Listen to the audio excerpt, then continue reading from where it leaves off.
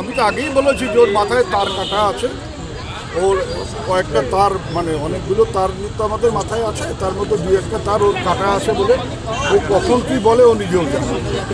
Police রাস্তায় বেরোবে না, বিজেপির ওপর ভরসা করে আমাদের থাকতে হবে, বিজেপির উপর ভরসা করে আমাদের প্রশাসন, আমাদের সাধারণ মানুষের জীবন, তাদের সম্পত্তি সব আমরা ছেড়ে দেবো, আর ওরা লুটে পুটে খাবে। এটা পশ্চিমবাংলার বুকে হবে না। ওই শুভেন্দু অধিকারী যেন এটা মনে করে যে এই বাংলাতে কোনো রকম বিজেপির সন্ত্রাস, এবং ওই আবারও বলছি যে রামচন্দ্রকে সামনে রেখে ধর্মীয় সন্ত্রাস সৃষ্টি করতে আমরা এখানে 1 ইঞ্চি জায়গা ছাড়ব না। আজকে আরও বলেছেন হিন্দুরা যদি বাঁচতে চায় তাহলে যেন কালকে গেরুয়া ধ্বজ নিয়ে যেখানেই পুজো হবে সেখানেই যেন যোগ দেয়।